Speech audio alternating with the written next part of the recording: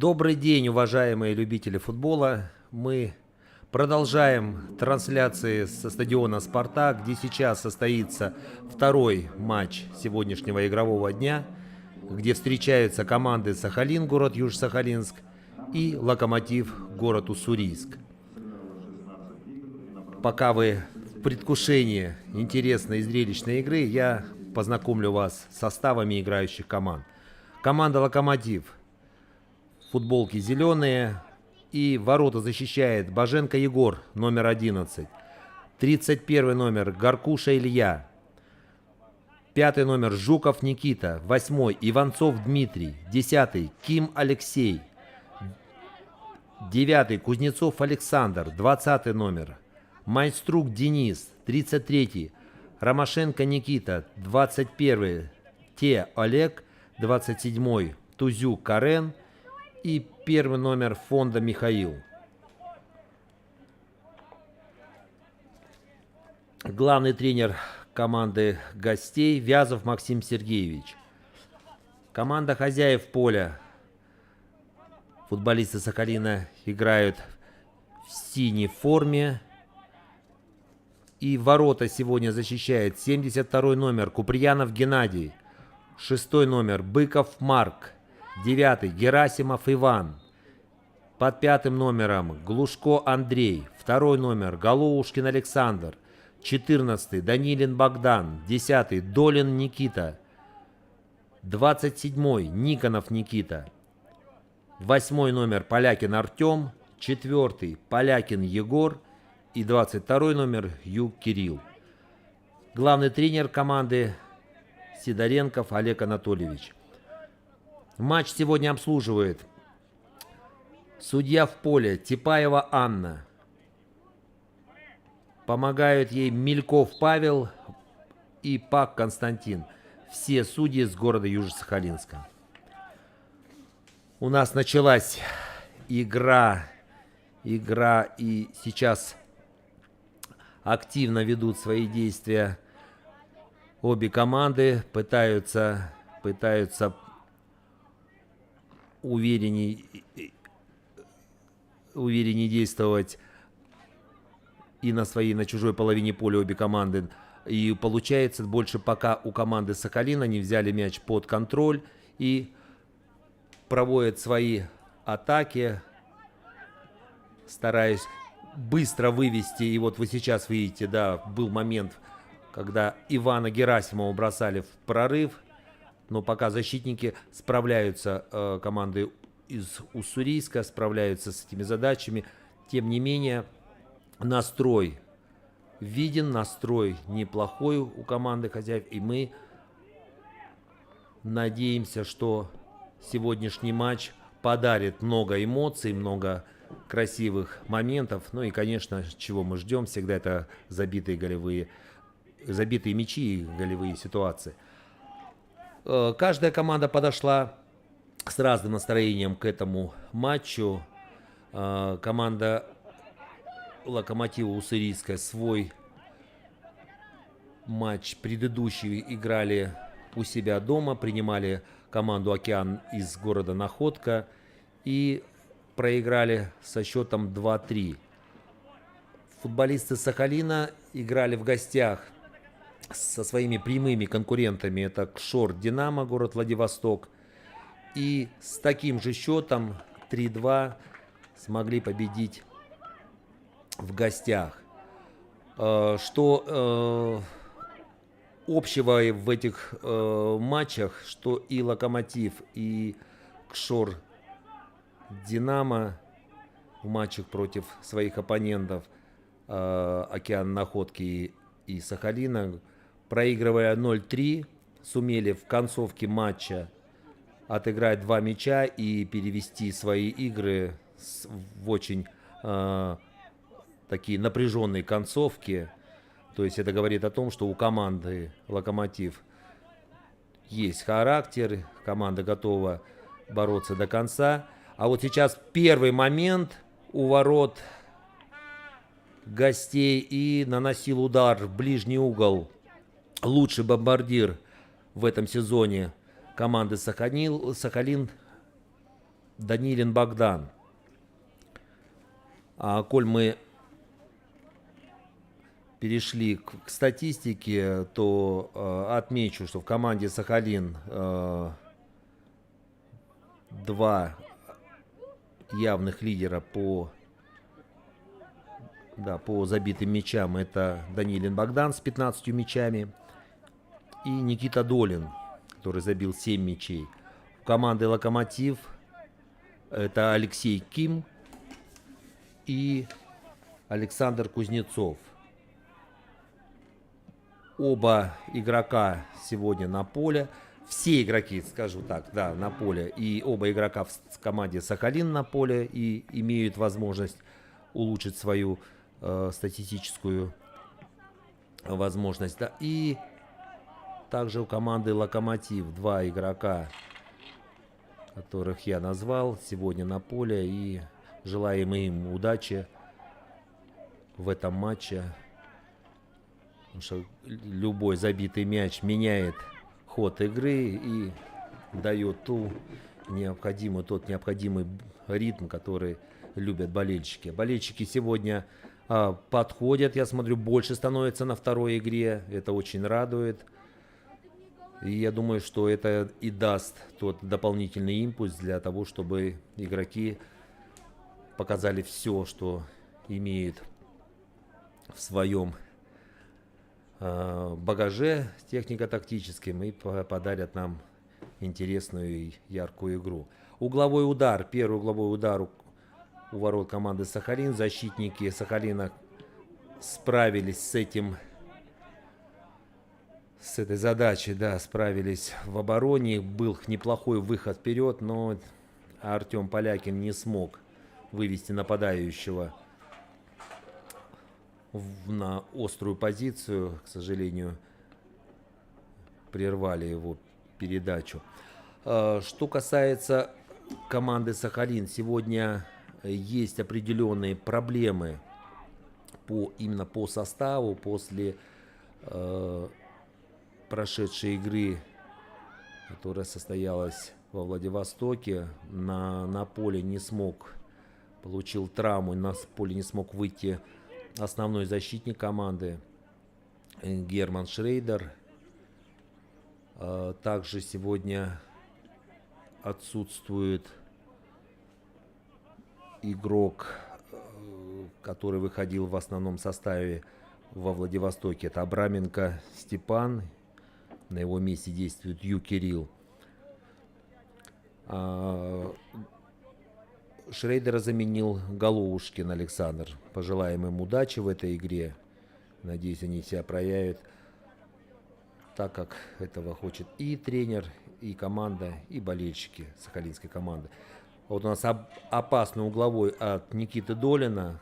Закручивал мяч прям в самые ворота. У него неплохо это получается. Еще один прострел. Защитники справляются. Да, начало неплохое. Начало за Сахалином. Надеемся, что в таком русле и пройдет матч. Надеются и болельщики, что сегодня будет удача на стороне Сахалина, потому что ситуация в этой группе, именно возрастной, очень напряженная. 4 команды борются за места призовые, за медали различного статуса. И до последнего тура мы будем в напряжении. Есть определенные заключения специалистов футбольных, которые говорят о том, что узка последние игры достаточно со слабыми соперниками и достаточно уже предсказуемые, но футбол, мы знаем, да, что футбол всегда приносит различные сюрпризы, в том числе и неожиданные. Поэтому будем смотреть, как у нас пройдут и сегодняшний тур, и в последнем туре много определится. Сегодня Сахалин играет с Локомотивом. Матч перенесли чуть-чуть. Этот матч сыграют пораньше. А 30 числа будет очень важная встреча между командами Благовещенска и командой Шор Динамо Владивосток, которым тоже многое, я говорю, определится в будущем распределении мест. И последний тур уже Сахалин встречается в гостях с Благовещенском, где определятся уже кто какие места займет в этом турнире юношеской футбольной лиги сезона 2023 года. А у нас был очередной навес в штрафную. И вратарь был первый на мяче. Ну, судья зафиксировал, видимо, атака неправильного вратаря и штрафной вели игроки гостей. Но мяч пока объективно не держится у футболистов Локомотива. Активный организованный прессинг футболистами Сахалина работает, и мяч быстро переходит под их контроль. Вот и сейчас буквально вторая передача, и мяч перехвачен. Футболисты Сахалина, уверен, все понимают, насколько важен сегодняшний матч для того, чтобы продолжить борьбу за самые высокие места. И надеюсь, что это не будет сковывать их действия, а покажут они такой же футбол, который демонстрируют в последних играх. Он яркий, комбинационный, голевой. Говорю, очень нравится то, что делают ребята на поле. И не только болельщикам, но и, полагаю, и самим футболистам. Поэтому будем надеяться, что сегодня матч пойдет в таком же русле и получится у футболистов Сахалина добиться того, с чем они сегодня вышли на поле, а именно победы. Вот так вот комбинирует сейчас от Марка Быкова передача пяткой на Ивана Герасимова. Мяч дошел до штрафной. Немножко вратарь там чуть не ошибся. Немножко, мне кажется, действовал авантюрно. Но в последний момент успел выбить мяч. А атака также продолжается с левого фланга. Кирилл простреливает штрафную. Мяч доходит до Богдана Данилина, который выходит на ударную позицию и с левой ноги наносит удар. На месте вратарь. На месте Егор Боженко. И сейчас вратарь вводит мяч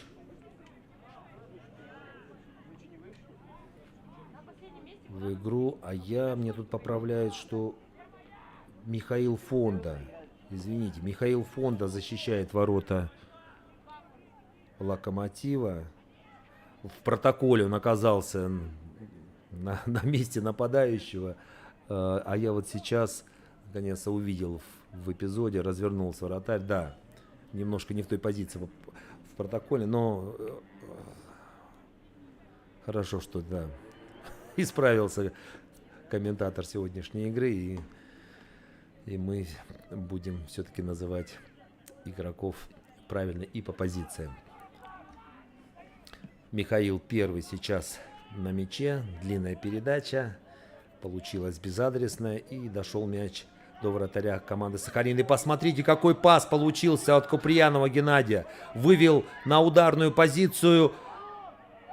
Это Богдан Данилин. Тот наносил удар в дальний угол, но Михаил Фонда справляется с этим ударом. А атака заканчивается угловым. Второй угловой у ворот гостей. К мячу идет Никита Долин. Очень получился динамичный момент от вратаря Сахалина. Мяч сразу был доставлен в атаку, где Богдан Данилин хорошо им распорядился. Очередной навес, очередная игра вратаря. Очень удачно действует вратарь команды «Локомотив». справляется с навесами, хорошо работает на выходах, успевает командовать линией обороны. Но я думаю, что сегодня будет достаточно много работы у этого игрока. И посмотрим,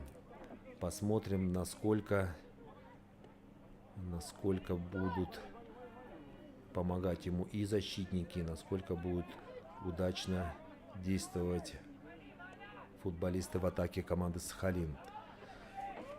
Не просто пока Локомотиву обороняться. Смотрю, тренер команды Сахалин очень активно подсказывает, очень активно чувствует, что сейчас нужно, да, именно в начале игры нужен и забитый мяч в том числе, и контроль, и закрепление за собой инициативы.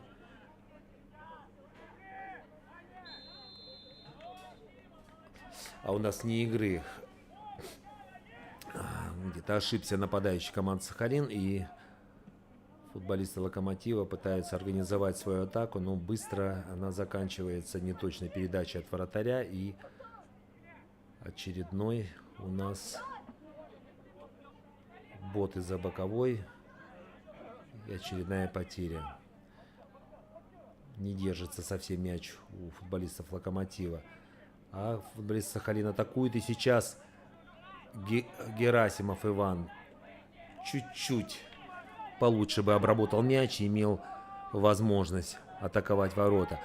А вот и команда Локомотив по левому флангу прорывался 33-й номер. Это Ромашенко Никита, но в подкате защитник Сахалина выбил мяч. И спокойненько, не торопясь, Локомотив из-за боковой будет вводить этот мяч. Да, пытаются сбить темп. Пытаются, чтобы подольше мяч оставался у команды, у своей команды. Я и про игроков Локомотива. И вот сейчас вот так вот глубоко через своего вратаря Фонду Михаила, который переводит на правый фланг. И там пытался прорваться 11-й номер, как раз Боженко Егор, которого я определил в ворота. Ну, хорошо, что, еще раз говорю, разобрались быстро. И вот он сейчас пытался прорваться по правому флангу, но был атакован и потерял мяч. А футболисты Сахалина готовят очередную атаку, перевод. И посмотрите, какой момент, но не было ли положения игры? Видимо, не было. Судья не останавливает игру. Выскакивал на рандеву с вратарем Герасимов Иван, нападающий команды Сахалин, но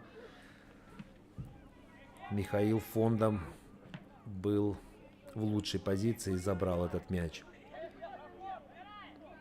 А сейчас ответ от команды Локомотив.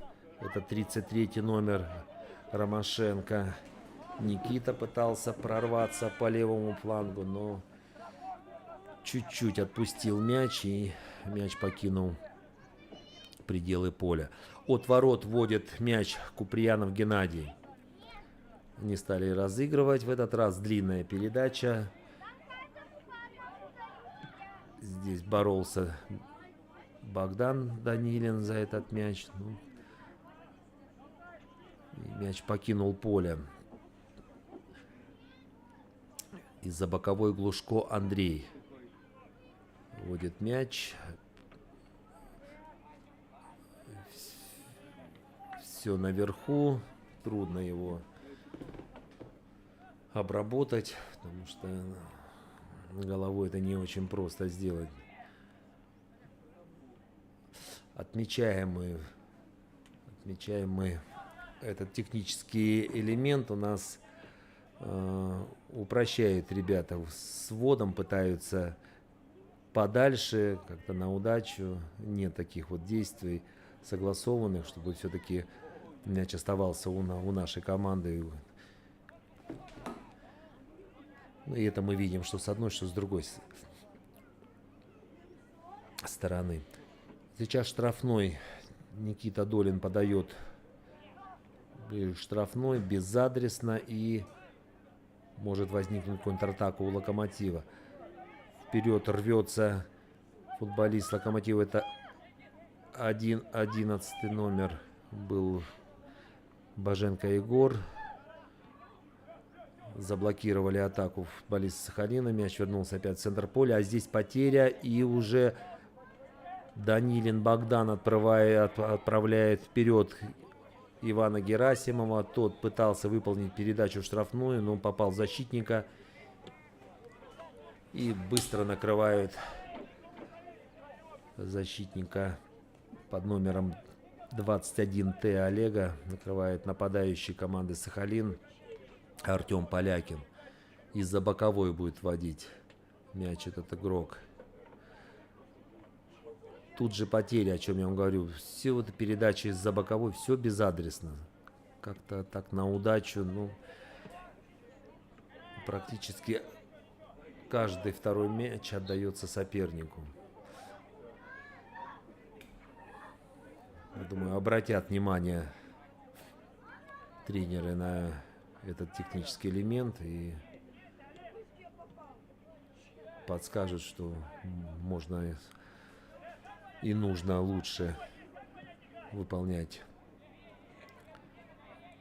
эту задачу. Мяч дошел до вратаря команды Сахалин, Геннадий Куприянов, и он длинной передачей отправляет мяч вперед. Получили игроки Сахалина мяч в атаке. Герасимов Иван по правому флангу. Чуть-чуть не хватает точности этому игроку, чтобы доставить мяч в штрафную. Где-то небольшое промедление или техническое исполнение, и защитники успевают перекрыть те коридоры, те возможности для полета мяча. Сейчас Кирилл подает угловой. Подача. Боролся за мяч Галушкин Александр. Выиграл борьбу, но удар получился неточным. И Михаил Фонда ведет мяч от ворот. 23-я минута. Есть преимущество у команды хозяев поля, но пока лишь два опасных момента у ворот создали. Один из них можно было отнести в разряд голевых. Локомотив старается ответить, старается зацепиться на чужой половине поля. Вот сейчас получилось это у 33-го номера. Хорошо Ромашенко Никита прикрыл корпусом, заработал штрафной. И атака от гостей. Пока в штрафной ничего не получилось. А вот 5-й номер. Подача. Хорошая была подача. Чуть-чуть не дошел мяч до нападающего Локомотива. Ну, прострел был острый в штрафную хозяев поля. Сейчас ответ Сахалина, и рвется вперед Кирилл.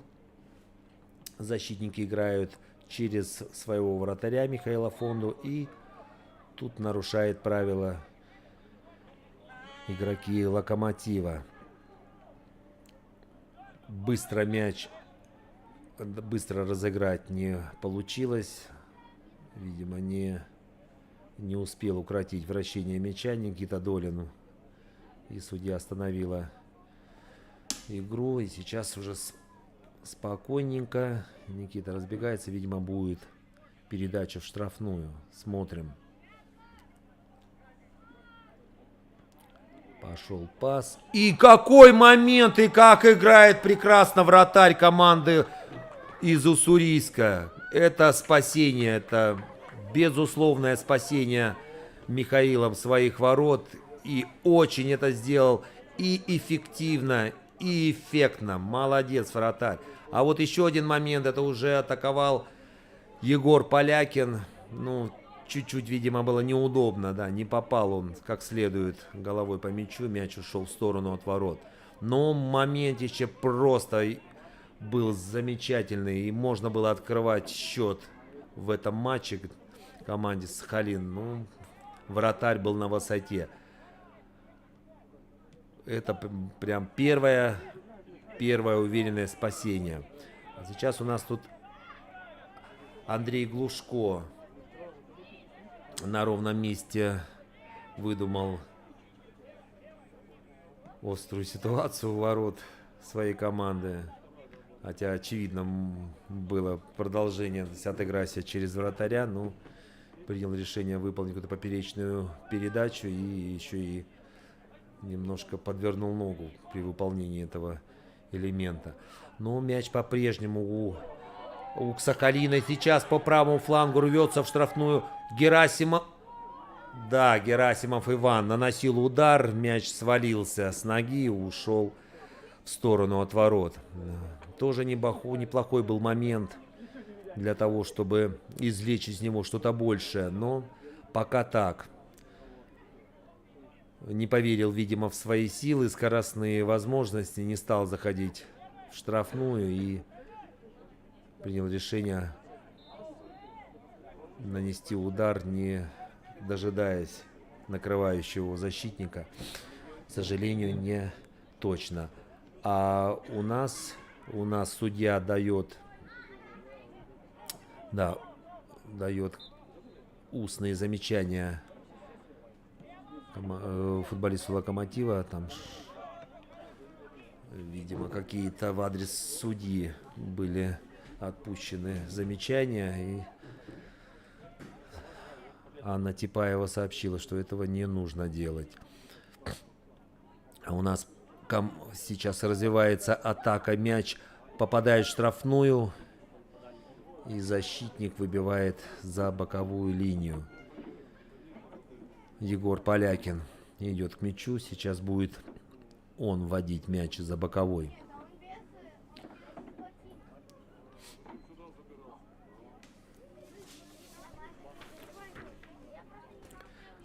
Перед сегодняшним туром сообщу по нахождению команд в турнирной таблице. А у нас момент. Какой момент! И опять у нас здорово играет вратарь команды Локомотив Уссурийск.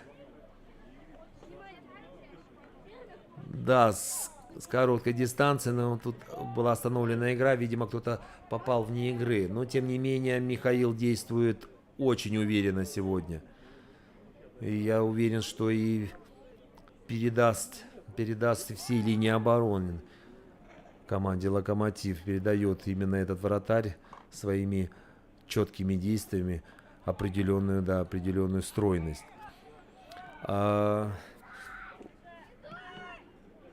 Атака со стороны и потеря со стороны Локомотива, да. Хотел 5-й номер сохранить мяч для... нет, все-таки угловой. Хотя с моей позиции было видно, что последнее касание было за игроком. Нет, все-таки судья разобрался. Судья в данном случае разобралась в эпизоде и отворот вводим. А я сообщу, где находится перед этим матчем команды, вышедшие сегодня на поле. Команда Сахалин занимает 3-е место, имея в своем активе 33 очка. А команда Локомотив занимает 9-е место, имея в своем активе 8 очков. Да, не все получилось в этом году у команды из Уссурийска. Хотя по сегодняшней игре и по действиям в обороне очень неплохо, в принципе, слаженно действуют пока игроки команды гостей. Удивительно, почему так мало очков они набрали в этом году. Ну, посмотрим дальше, как они будут действовать в сегодняшнем матче и возможно, какие-то ответы найдем. У нас очередной угловой у команды гостей. Никита Долин идет подавать. Посмотрим, что выйдет из этого стандарта. Мяч разыграли. Данилин, Богдан. Ох, какой же момент, как они создают эти моменты. Это был Марк Быков на ударной позиции. Богдан Данилин принял мяч, развернулся в штрафной. Вроде бы накрыли его 3 игрока и не было возможности для продолжения, но все-таки нашел своего партнера. Это Марк Быков, который нанес удар под перекладину и замечательно сыграл Михаил Фонда. Ну, сегодня этот вратарь, этот игрок, я думаю, будет на первых ролях. И уже по первому тайму, у нас идет 31-я минута, этот вратарь, да, играет удивительно, просто удивительно. 2 момента, в которых он был очень убедителен и спас свою команду. И что еще будет впереди? Ну, смотрим. А у нас сейчас возник опасный момент в штрафной команды хозяев. Ликвидировали опасность футболисты Сахалина. Сейчас игра в центре поля. И Локомотив пытается провести свою атаку. На левом фланге активно действует 5-й номер команды гостей Жуков Никита. Часто мы видим его с мячом. Передача в штрафную. И уверенно на втором этаже играет вратарь команды Сахалин. Это Геннадий Куприянов. Длинная передача, к сожалению, не точна. Ну и отвечают тем же футболисты Локомотива. Не держится пока у них мяч. А у нас атака по левому флангу.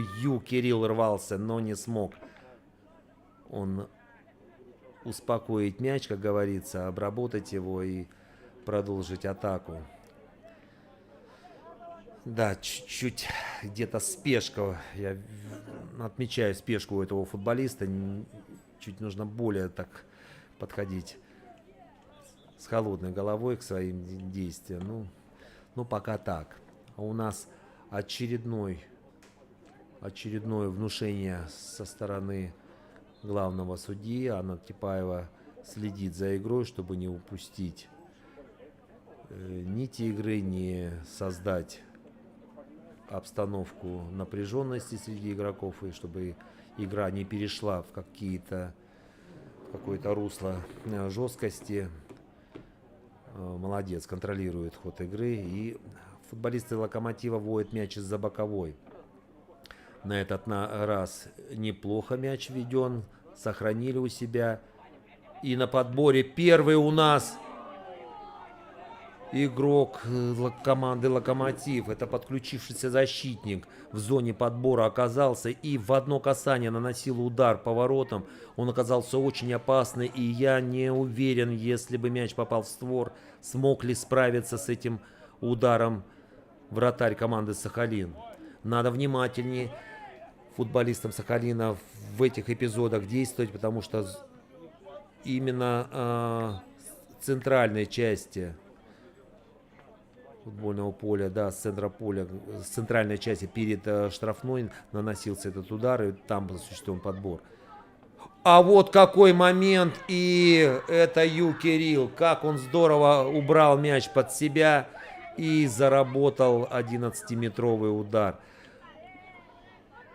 Анна Типаева, главный судья матча, без сомнений указала на 11-метровую точку. К мячу подходит Никита Долин. Сегодня его отметил, что Никита имеет в своем активе 7 забитых мячей. Сейчас последние указания от судьи. Свисток. Удар. И счет в матче открыт. Никита Долин, 35-я минута.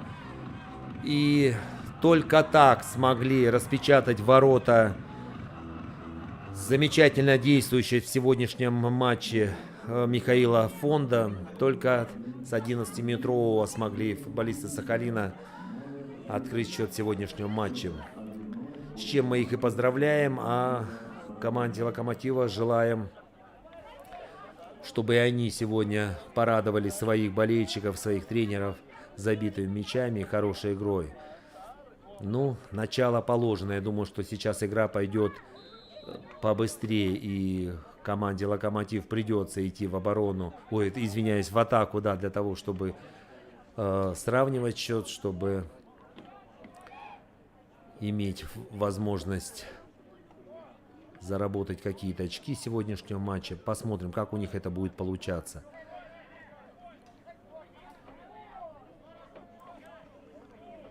Контролирует мяч на своей половине поля футболисты Локомотива. Получается принять мяч футболисту по 33-м номерам Ромашенко Никита. И путем нарушения только останавливают его футболист Сахалина. Ну вот.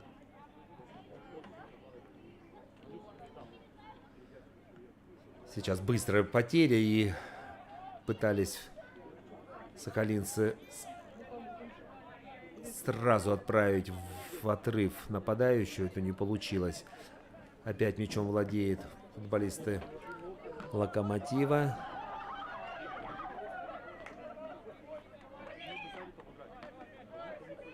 И путем только выбивания мяча за боковую линию футболисты Сахалина разряжают опасность у своих ворот. Смотрите, после гола Локомотив почти на 2 минуты захватил мяч, и вот только неточная передача перевела к уходу мяча за пределы поля, и Куприянов Геннадий вводит мяч длинной передачей вперед. Отказываются пока футболисты Сахалина разыгрывать мяч, пускать сразу под контроль его. Именно, возможно, тренерская установка, но идут длинные передачи, за которые нужно бороться. И сейчас у нас был штрафной. Нарушали правила против нападающего Егора Полякина. Ну, не сохранили мяч впереди футболисты Сахалина. Тем же отвечает и футболисты гостей. Потеря мяча, и за боковое Андрей Глушко опять попытается длинные передачи. Ну, на этот раз точно Артем Полякин дальше к штрафной. Ну, там, к сожалению, не нашла адресата эта передача. Но прессинг за футболистами Сахалина. Быстро они возвращают себе мяч. Хорошо действуют группами, накрывают в различных зонах защитников и полузащитников команды Сахалина. Это получается и очередная подача с фланга. Это Кирилл обыграл своего оппонента, выполнил передачу. И Михаил Фонда опять в игре.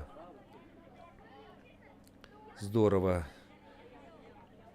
двинулся к этому мячу и забрал его уверенно и без, как говорится, шансов для нападающего. А сейчас, мне показалось, слишком жестко действовал Егор Полякин, но судья усмотрела все в рамках правил. Сейчас она объясняет ребятам, которые недовольны ее решением, что все в рамках правил, все по, как говорится, игротски.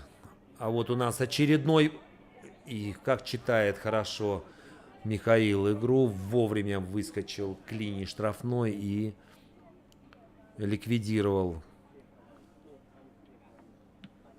ликвидировал ситуацию, которая могла привести к выходу Ю Кирилла, к выходу 1-1. Хорошо действует вратарь в сегодняшнем матче. И во многом его заслуга, что счет в матче всего лишь 1-0, всего лишь один мяч попал в его ворота, и этот мяч будет забит с пенальти.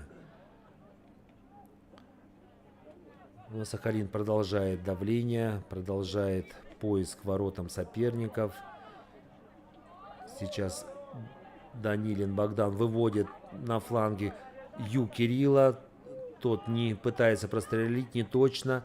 Богдан Данилин входит, дошел до лицевой, возвращает на Ю.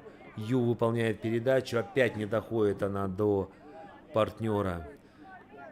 Активно, много подач с фланга, но пока не доходит, не находит своего адресата эти передачи. Что с одного фланга в исполнении Ивана Герасимова, что с другого фланга в исполнении Ю Кирилла. Хотелось бы, чтобы больше было и тренерам, и болельщикам, чтобы больше было нацеленных передач.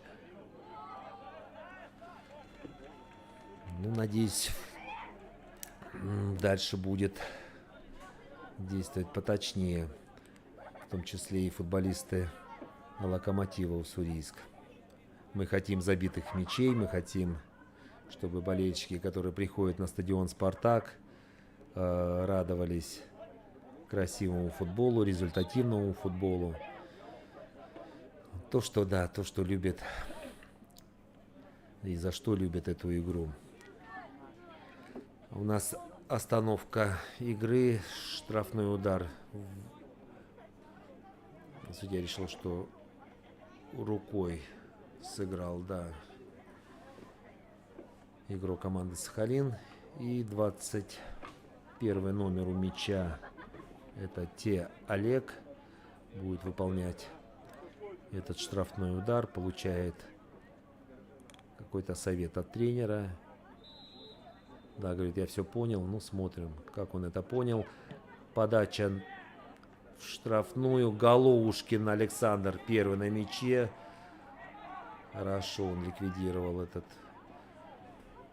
подачу в штрафной. А мяч перешел на половину поля соперника, где защитник просто выносит его за боковую линию. С мячом команда Сахалин. Это Глушко Андрей через своего партнера, защитника Егора Полякина. Дальше Никита Никонов. Никита Никонов неубедительно действует и в несложной ситуации теряет мяч. С мячом 5 номер получает мяч на фланге. Пытается обыграть в один, смещается в центр. Через И Олег подает штрафную. Мог быть в опасный момент, но чуть-чуть не хватило ростика 11 номеру. Это Боженко Егору, чтобы замкнуть эту передачу с фланга. Повезло команде Сахалин. А сейчас Геннадий Куприянов будет водить мяч от ворот. У нас идет 44-я минута первого тайма. Опять длинная передача в борьбу.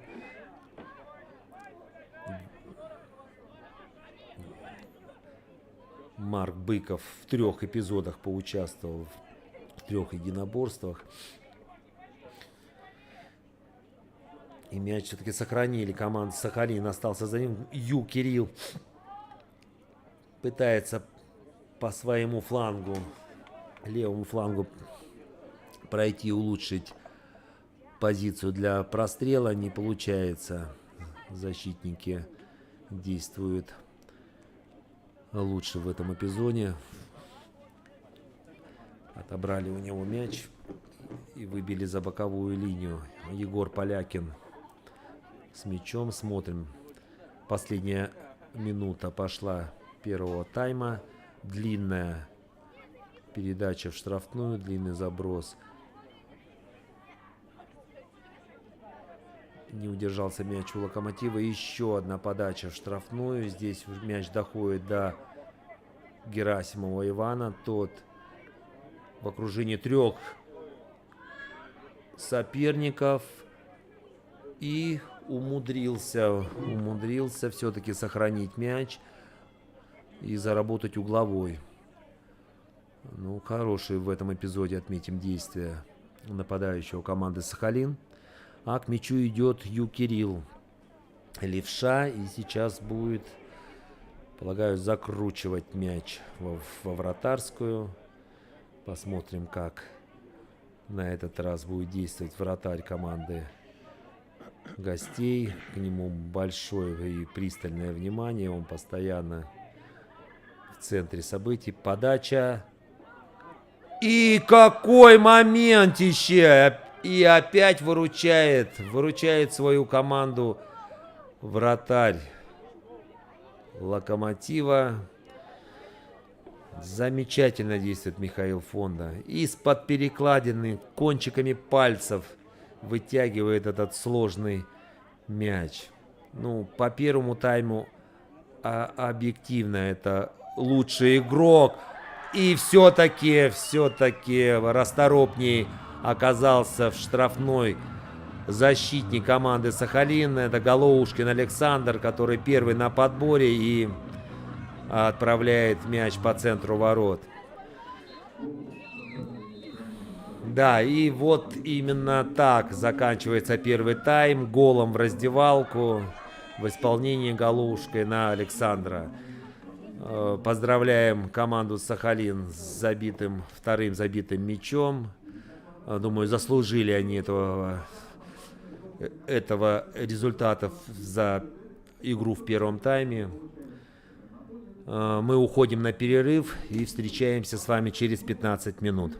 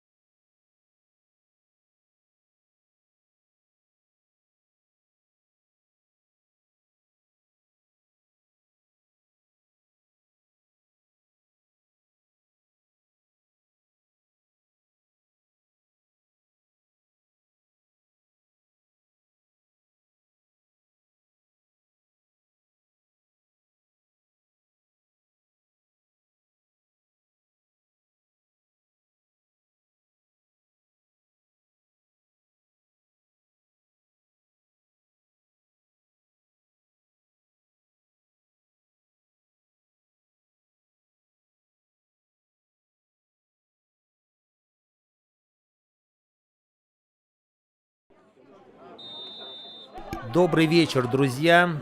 Мы продолжаем трансляцию со стадиона «Спартак», где начался второй тайм между командами Сахалин, город Южно-Сахалинск, и Локомотив, город Уссурийск. Счет 2-0 в пользу команды Сахалин. И сразу же возникает опасная ситуация. Герасимов Иван перехватил мяч и пытался вывести на более лучшую позицию Артема Полякина. К сожалению, для команды Сахалин защитник Локомотива был чуть быстрее в этом эпизоде. А я напомню вам составы играющих команд. Команда гостей Локомотив Уссурийск, форма зеленая. Ворота защищает и в первом тайме очень уверенно действовал и спас не раз свою команду Михаил Фонда. Под 11 номером Боженко Егор, 31 номер Горкуша Илья, 5 Жуков Никита, 8 Иванцов Дмитрий, 10 Ким Алексей, 9 номер Кузнецов Александр, 20 Майнструк Денис, 33 Ромашенко Никита, 21 Т Олег, 27 Тузов Карен. Тузюк, извините, Карен. Команда Сахалин, форма синяя. Сейчас футболисты Сахалина подают угловой. Мы посмотрим, как выполнит Ю Кирилл подачу штрафную. Идет с подкруткой. Первый, казалось бы, на мяче Быков Марк, но не получилось. А вот какой удар! Это наносил удар Голоушкин Александр. Неплохо смотрится в сегодняшнем матче заменивший Германа Шрейдера Александр Голоушкин и отметился забитым мячом в концовке первого тайма. И сейчас был близок к тому, чтобы увеличить счет в этом матче и уйти на дубль. А я сообщу составы играющих команд. Команда Сахалин. Ворота защищает 72 номер Куприянов Геннадий. Под 6 номером Быков Марк. 9 номер Герасимов Иван. 5 Глушко Андрей. 2 номер Голоушкин Александр. 14 Данилин Богдан. 10 Долин Никита. 27 Никонов Никита. 8 Полякин Артем. 4 Полякин Егор. И 22 номер Ю Кирилл. Главный тренер команды Сидоренков Олег Анатольевич. Судейская бригада. Судья в поле Типаева Анна. Помощники Мельков Павел и Пак Константин. Все город Южно-Сахалинск. По первому тайму вопросов к судейской бригаде нет абсолютно. Все по делу. Контролируют матч. Не дают возникнуть каким-то спорным ситуациям. И это очень радует, что есть в городе Южно-Сахалинске хорошие качественные судьи, которые могут обслуживать матчи юношеской футбольной лиги и делать это на хорошем профессиональном уровне. А у нас сейчас очередная атака с Сахалина. Егор Полякин прорывался в штрафную площадь соперников. Чуть-чуть ему не хватило, чтобы сохранить мяч. Но все-таки активность команды Сахалина, в данном случае Ивана Герасимова, позволяет остаться на половине поля соперников. И сейчас с боковой линии будет водить мяч. Скорее всего, это будет делать Егор Полякин. Так и есть. Идет к мячу спокойно, размеренно, ждет движения партнеров. Пошла длинная передача на Марка Быкова, который может на втором этаже создать проблемы соперников. Повторный ввод из-за боковой. Возможно, в ту же точку. Да. Также на Марка. Марк сбрасывает дальше. Кирилл проигрывает единоборство. И чуть-чуть до мяча не добирается Головушкин Александр. Михаил Фонда забрал мяч и быстро рукой вел через Т Олега, который длинной передачей пытался вывести нападающего 33-го номера команды «Локомотив» Ромашенко Никита. В первом тайме Никита уверенно пользовался своими габаритами, так скажем, своими антропометрическими возможностями, говорю, цеплялся, ставил корпус и где-то был успешен в единоборствах и позволял футболистам «Локомотива» задержаться в атаке. Посмотрим, как он будет действовать во втором тайме. Ну, а Сахалин понравился в первом тайме тем, что успешно и комбинировал, и создавал остроту у чужих ворот. Ну и, конечно, то, что радует и тренеров, и болельщиков, отметился 2 забитыми мячами. Оба мяча, как говорится, по делу. Вырастали из тех ситуаций, которые сами же ребята создавали. А у нас первая замена. Под номером 3 на поле готов выйти Болсуновский Богдан. И он меняет 33... Ой, извините. 31 номера, да, 31 номер покинул поле. Это Гаркуша Илья. Пожелаем удачи вышедшему на поле Болсуновскому Богдану. А здесь у нас единоборство. Отметил я выше нападающего команды Ромашенко Никита, который уверенно играет корпусом и сейчас заработал штрафной в борьбе с Головушкиным и Александром. Действовал правильно, уверенно и сохранил мяч.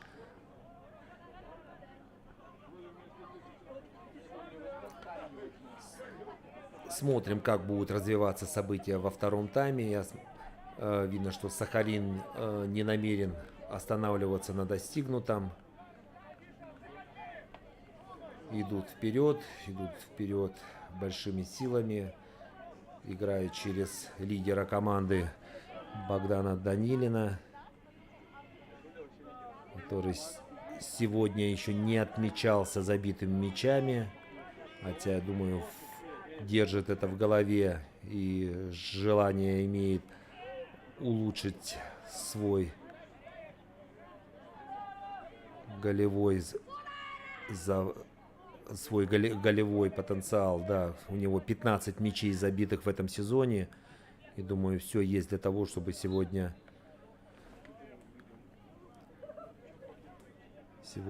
отметиться голевой передачей и что хотелось бы, и голом. Мяч у Марка Быкова. Передача на правый фланг. Там Никита Никонов с мячом отдает на Богдана Данилина. Тот наносит удар. И первым Егор, вроде бы, да, Егор Полякин первым на мяче в штрафной. Где-то с расстояния 8-10 метров было до ворот. Вроде бы правильно подстраивался под мяч. Пытался нанести удар внутренней стороной стопы, но, к сожалению, не попал как следует по мячу. И, в общем-то, достаточно голевой, можно сказать, момент не реализовал. Смотрим дальше. Пытается Локомотив что-то создать у чужих ворот. Не получается. Марк Быков контролирует мяч через Глушко. Андрей дальше на Герасимова. Здесь не смог Артем Полякин зацепиться за мяч. И уже Глушко в единоборстве с 3-м номером команды «Локомотив». Это вышедшим на замену Болсуновским Богданом был успешен и заставил футболиста ошибиться. Мяч покинул. И за боковое вновь Андрей Глушко. Ну вот эти вот вводы мяча из-за боковой. Почему-то все пытаются сделать длинную передачу. Все это идет в борьбу. Идет это на гол. Ну, сложно этот мячом владеть, хотя получается. Иногда это получается сделать. Ну, в такой вот борьбе все-таки первыми оказались у мяча футболисты Сахалина. Ну, наверное, не то, что хочет тренер. Все-таки хочется, чтобы и из-за боковой вводили игроки, и мяч попадал под контроль команды. Но не всегда это получается, не всегда этого хотят добиться футболисты на поле. Упрощает именно длинные передачи вперед, упрощает свои действия. Не часто приводит это к тому, чтобы мяч сохранялся. А у нас с правого фланга Ю Кирилл пытался выполнить передачу на нападающих, пока защитники Локомотива действуют слаженно, перекрывают эти возможности. А вот хороший проход по флангу. И опять на острие атаки это у нас Артем Полякин. Ну, не получилось ни удара, ни приема, что-то среднее. И такой полуудар в створ ворот для Михаила Фонда это не составляет никакого труда.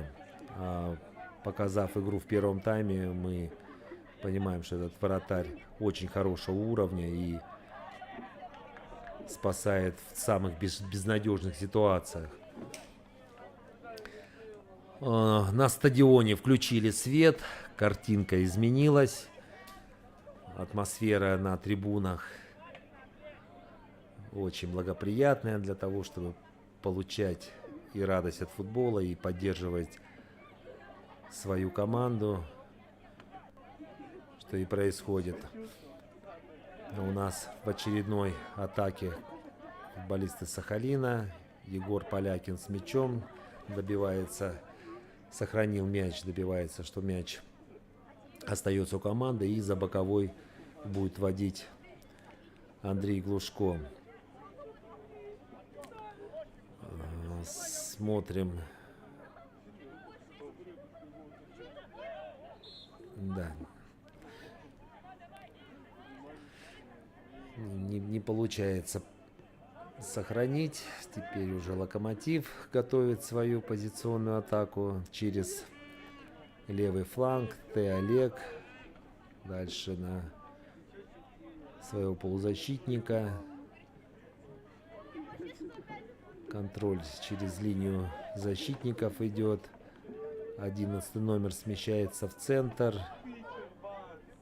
8 номер Иванов Дмитрий. И тут же потеря. И уже в атаку рвется Ю Кирилл. Не получилось. Футболисты Локомотива с мячом. Дальше на свеженького третьего номера, на Богдана Болсуновского. Активен Богдан.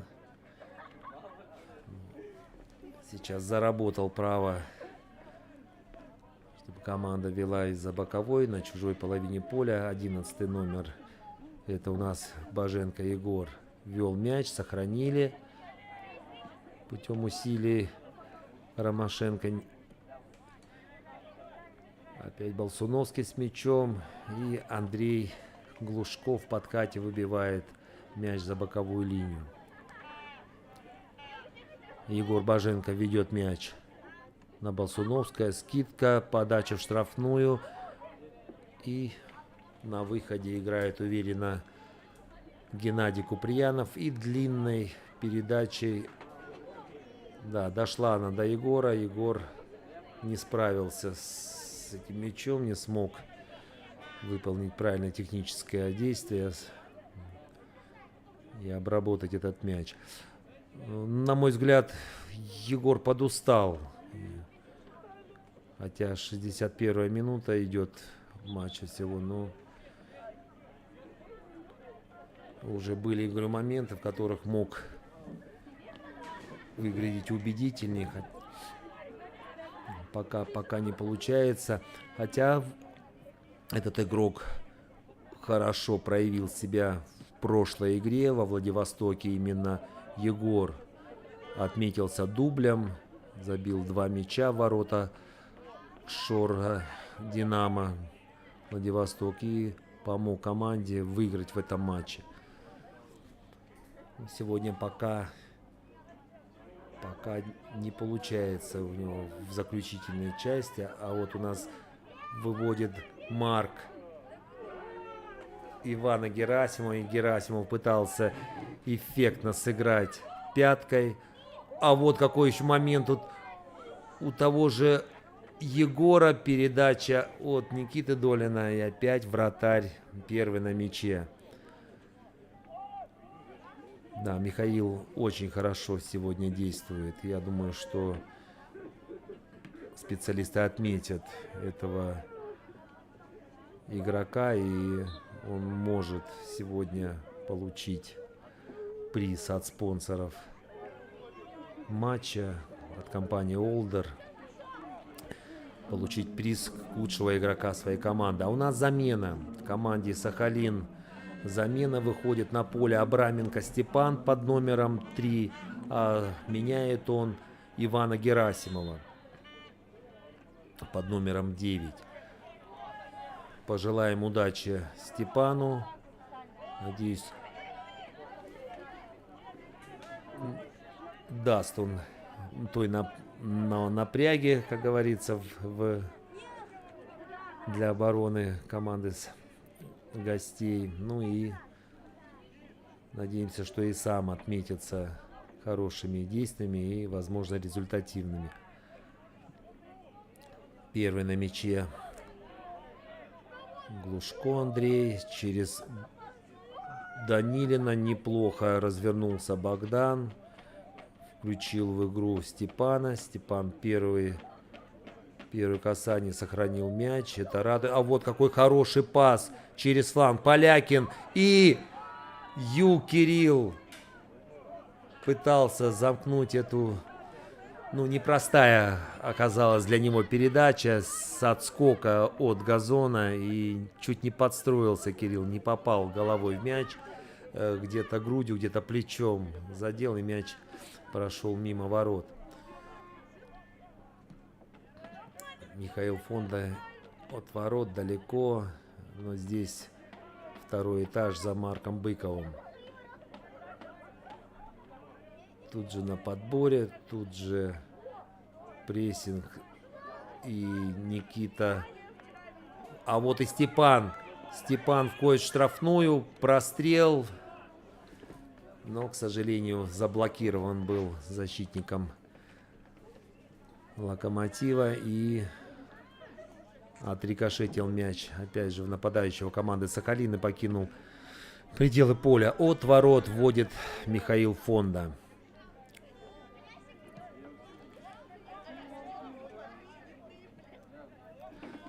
Вел мяч, не смогли им овладеть нападающие команды Локомотив. Такая тут перестрелка в центре поля. Мяч остался у гостей. Он пытался разрезающий таким пасом вывести на лучшую позицию нападающую. Это не получилось. И теперь смотрим, что Сахалин. А Данилин, Богдан, перевод. Да, что-то сегодня не идет игра у Егора Полякина. Всегда он отличался достаточно высокой техникой. Сегодня не может обработать мяч. Казалось бы, для него несложный. Возможно, накопившаяся усталость. Возможно, еще какие-то нюансы, которые не дают ему сегодня выглядеть более ярко. А у нас из-за боковой вводят в штрафную.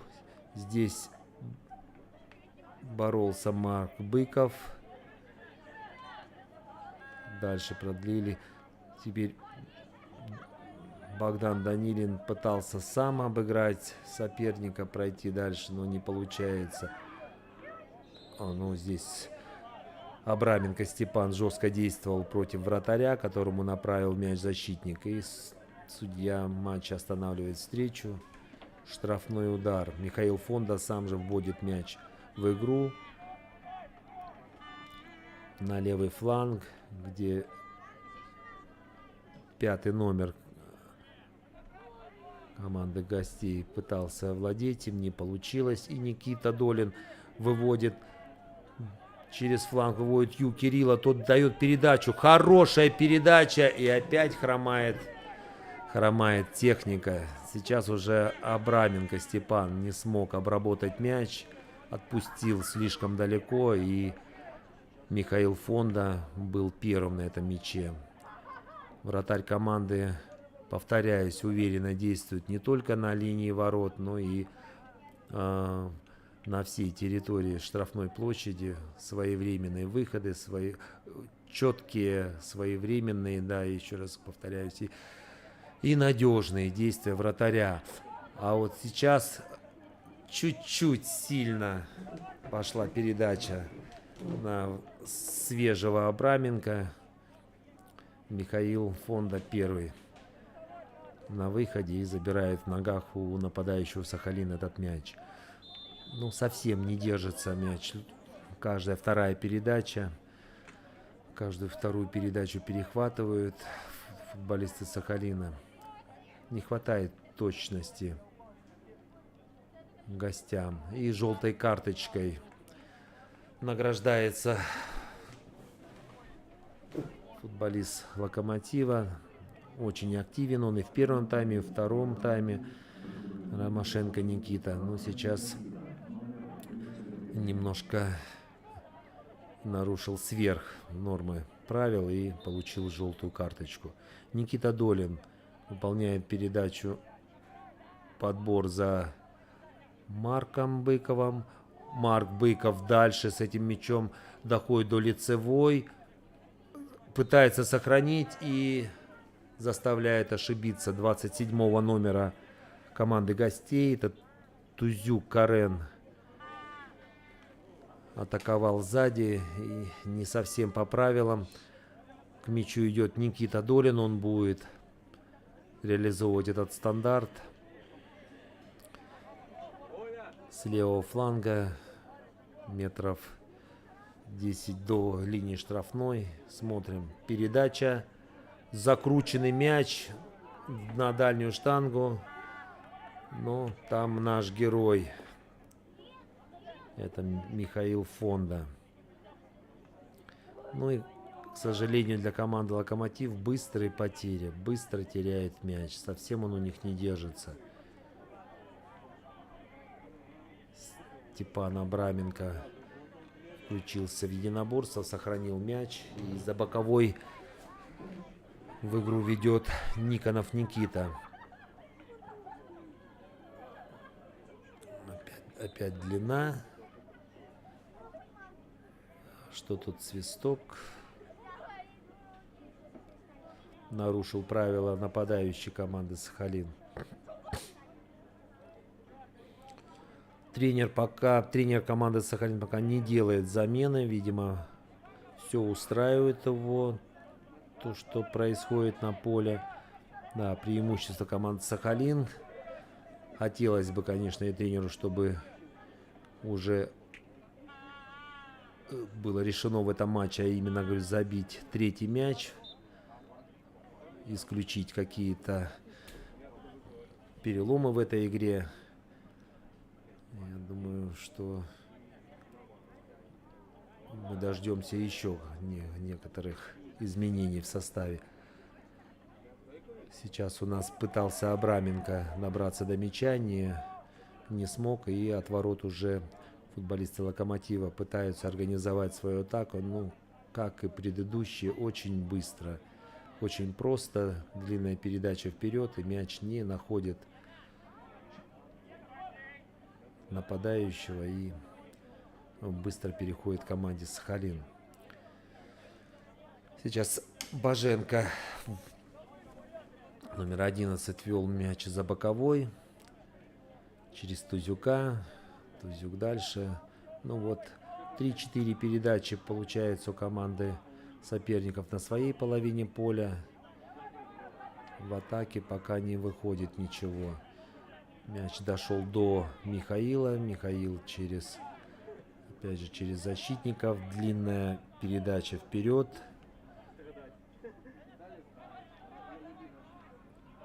Сохранили футболисты Локомотива мяч у себя. Ну, темп игры снизился.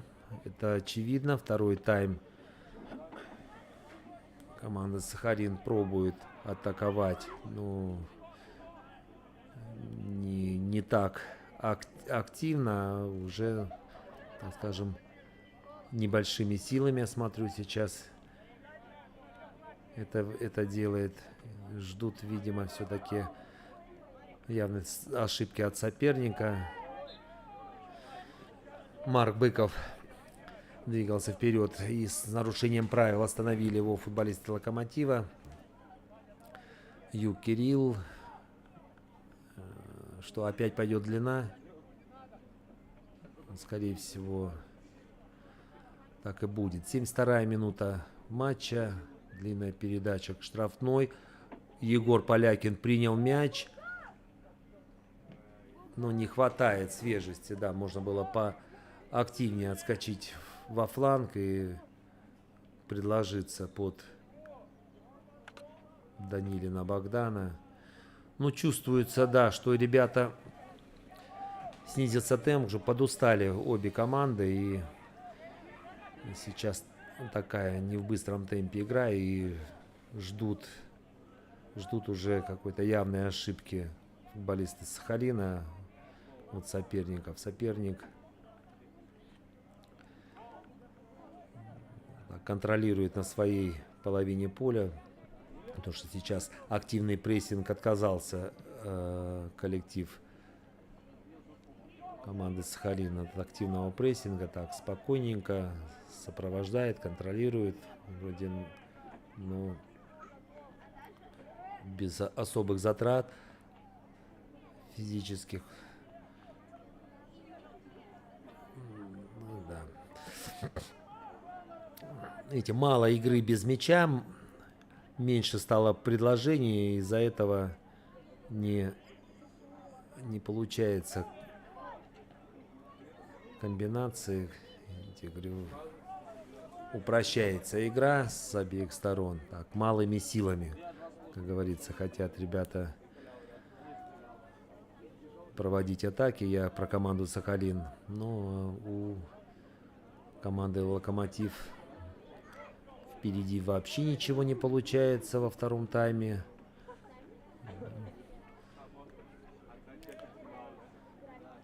Ой, это мне показалось опасно сейчас действовал Александр Голушкин. Высоко, за высокий мяч высоко поднял ногу, так играл немножко опрометчиво. Но судья не остановил игру, видимо. Это с моей комментаторской позиции показалось, что это опасно. На самом деле не имело это угрозу для соперника.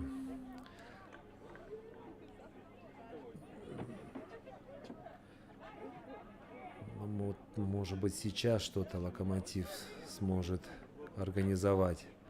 Пока только на своей половине и на чужой половине в начале, да. Даже не могут дойти до штрафной пока футболисты гостей. Ну, а команда Сахалин, я смотрю, переходит на тактику удержания счета. В общем-то, особо не бегут вперед.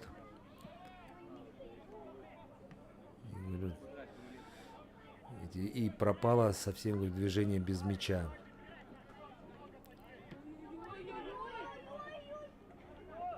Ну, вот такие вот эпизоды. Где-то небольшая спешка, где-то технический брак. Не дают мячу сохраняться у команды.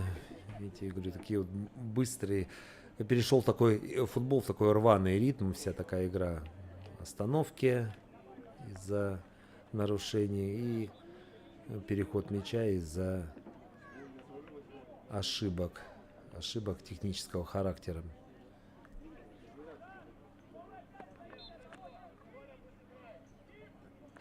Вот, опять вот эти вот длинные передачи, я не совсем бы согласился, что именно в таком русле нужно действовать. Ну, слишком просто. Длина, подбор. Хотя рядом несколько свободных игроков можно разыграть и что-то попытаться сконструировать. Ну и меньше будет затрат физических, в том числе. Все время за этот мяч бороться впереди. Ну, мы не знаем, какую установку дал тренер на второй тайм для команды Сахалин. Пока из этого ничего не идет, а вот эти вот длинные передачи. Сейчас Михаил не часто, но первая такая ошибка при вводе мяча от ворот. С рук он это сделал, и мяч покинул поле. И у нас опять сейчас пойдет длинная передача. Да, я не ошибся. Передача на голову, продление. И тут свисток судьи. Что тут у нас было? Видимо, Егор Полякин нарушил правила. А нет, скорее всего, положением не игры. Положением не игры оказался нападающий Сахалина.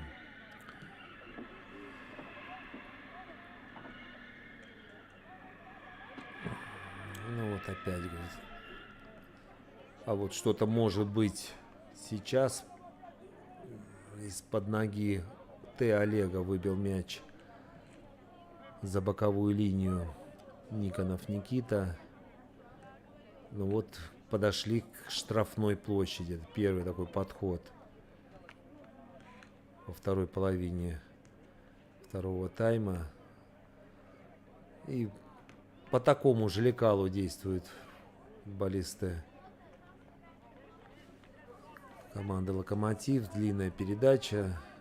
Пытается проткнуть дальше в штрафную головой. Ни к чему это не приводит.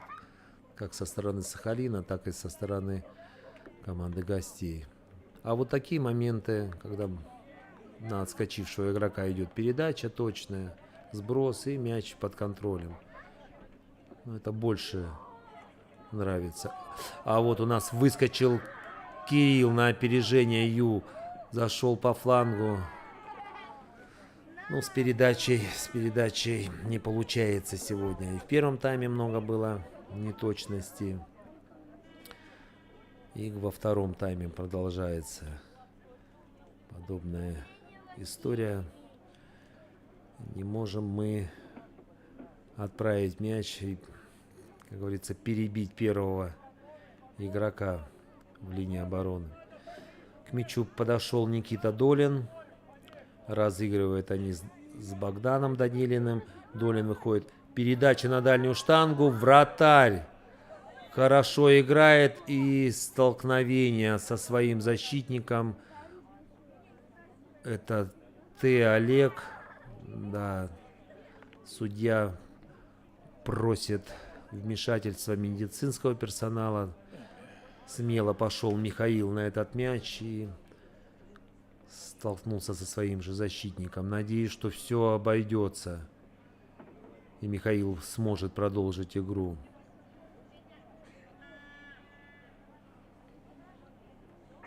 Нашел врач команды. Ведет беседу с вратарем.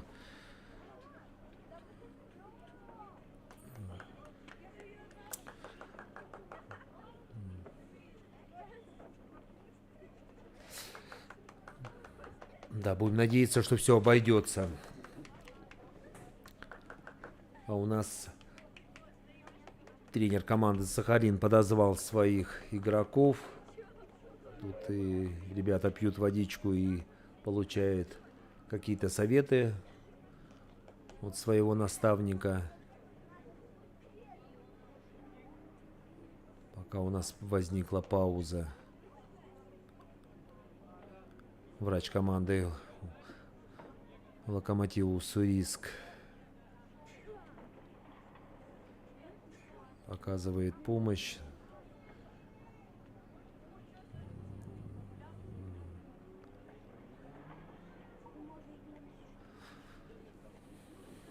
Будем надеяться, что все обойдется. А у нас идет 81-я минута матча. Счет 2-0 в пользу команды Сахалин. Ну и подведя промежуточные итоги, можно сказать, что преимуществом до этой минуты владеет команда Сахалин. В первом тайме было больше, конечно, конструктивных действий впереди. Возникали острые моменты. Второй тайм вроде бы преимущество команды хозяев, но не так остро у ворот команды Локомотив. Не так качественно работают нападающие команды Сахалин. Есть моменты и возникают, но то хромает обработка, то неточность в последней передаче.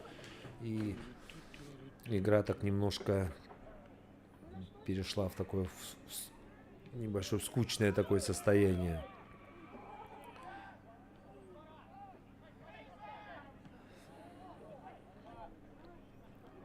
А вот сейчас поборолся Галушкин Александр, мяч подобрал Кирилл Ю. Вперед рвался по флангу Марк Быков. Защитники играют жестко в пределах правил и выбивает мяч за боковую линию.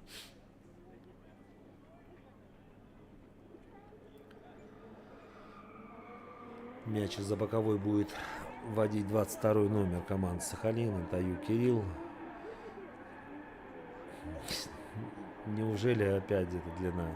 Да. Длина и в ту зону, где вообще в принципе нет игроков команды Сахалин, партнеров. Да, думаю, что есть о чем поговорить тренеру команды Сахалин. Говорю, вот из-за боковой это сегодня какая-то просто песня. Практически, говорю, 90% мячи вводятся из-за боковой, за которые не то что можно владеть, а трудно даже побороться. Ну и тем же отвечает футболисты Локомотива, неточностью. Да, игра превратилась в такое, говорю,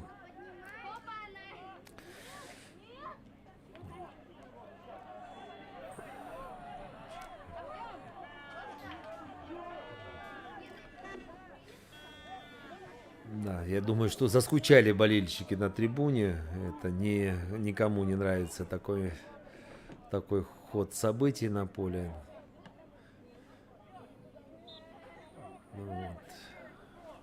Длинные передачи, пытаются футболисты в единоборстве сохранить его на чужой половине. Ну, сейчас получилось это у нападающего Ромашенко Никита.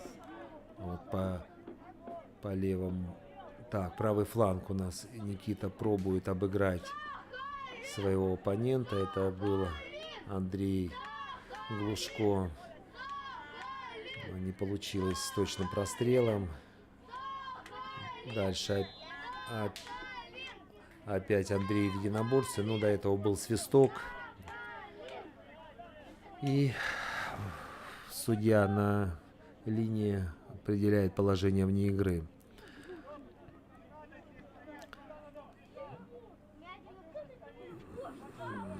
Да, очевидное сейчас будет действие. Это длинная передача вперед. А там как получится.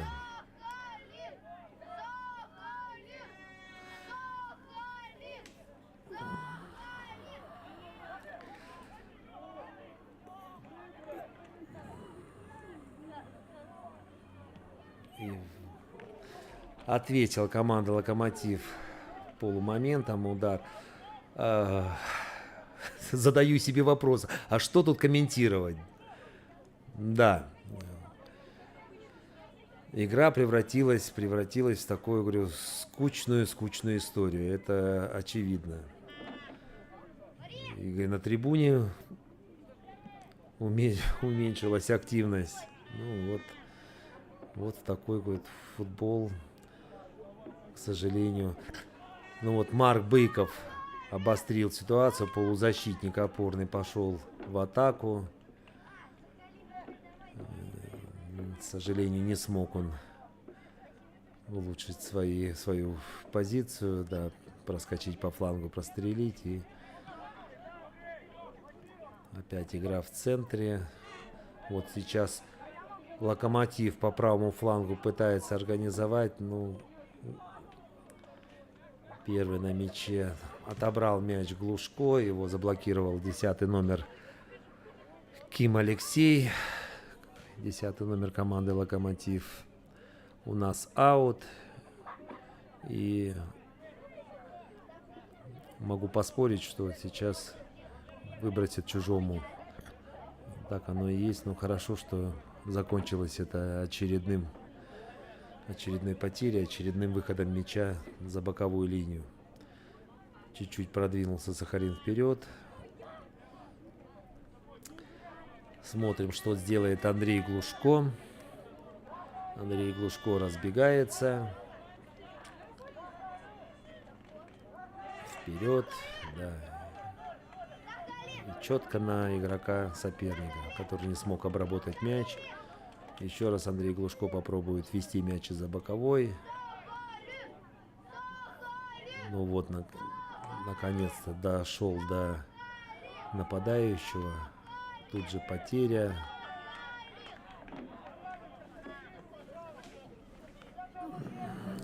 Так, остается у нас 88-я минута. Остается 2 минуты. 2 минуты до конца основного времени этого матча. Посмотрим, сколько судья даст еще. А мы видим ту же картину на поле. Может быть, какая-то задача, я не знаю, не знаю, что пытаются сделать защитники команды Сахалин. Для чего? Неужели непонятно, что сил гораздо больше тратится? Вот сейчас ввели мяч на Никиту Долина. Никита обработал мяч, выполнил передачу в штрафную. Пусть не прошла, но какая-то перспектива все-таки в этом есть.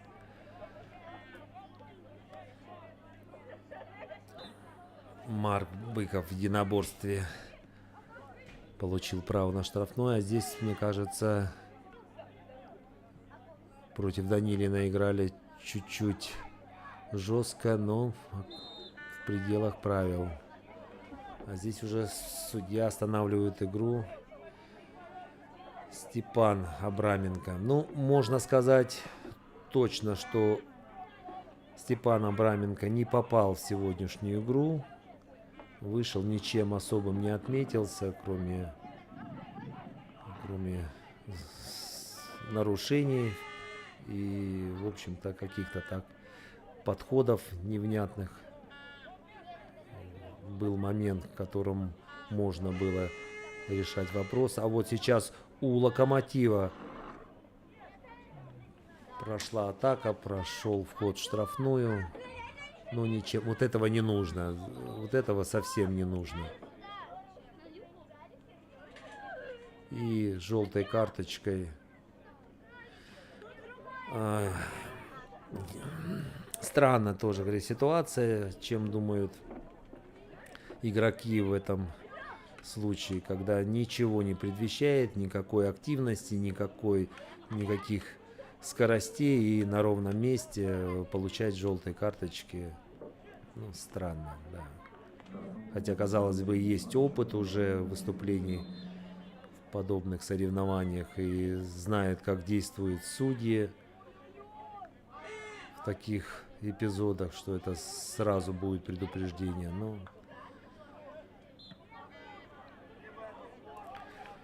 у нас закончилось основное время матча. Резервный судья показал, что 4 минуты будет добавленного времени. Мы же видим, что команда Уссурийск получила право на угловой, быстро ввела мяч в игру. Никита Ромашенко вошел в штрафную, пытался прострелить, заблокировали его прострел. С мячом уже Олег на другой половине поля. Это левым флангом сейчас перевод на правый через защитника. Тут чуть-чуть я поторопился, уже хотел сказать, что потери мяча нет. Пытаются футболисты Локомотива. Ну вот вам. А вот и удар по воротам. И какой получился удар. Мяч в перекладину попадает.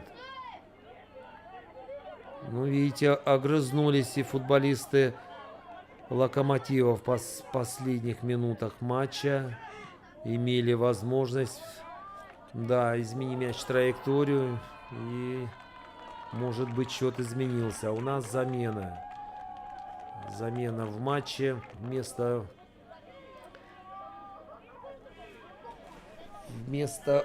8-го номера, это Полякина Артема, на поле выходит Илья Зайцев под номером 23.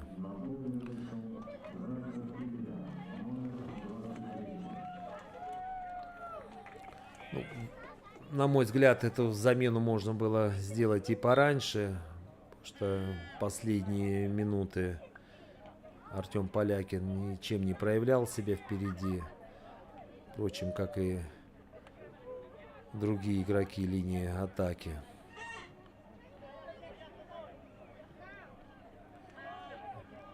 Можно было дать возможность. А вот Илья Зайцев с мячом пытался обыграть 8-го номера команды соперников. Не получилось. Но, тем не менее, мяч сохранили. И за боковой будет вводить мяч Никита Никонов. Ну, здесь уже без комментариев. Без комментариев. И мне кажется, уже обе команды ждут, когда же закончится этот матч. Да, второй тайм. Я и уверен, и телезрителям, и болельщикам, я думаю, понравился на 50%. Как говорится, одни не хотят, другие не могут. Вот я могу так констатировать игру во втором тайме команд сегодняшних. Ну, у нас очередной ввод мяча. В этот раз дошел он до нападающего. Защитники Локомотива выбили мяч за пределы поля. А я смотрю, болельщики потихонечку пошли к выходу. И еще очередной мяч. Очередной ввод мяча из-за боковой от Кирилла. И матч заканчивается. Со счетом 2-0 победу в этом матче одерживает команда Сахалин. Набирает 36 очков. А мы с вами прощаемся. С вами был Евгений Крючков. Любите футбол, играйте в него и до новых встреч.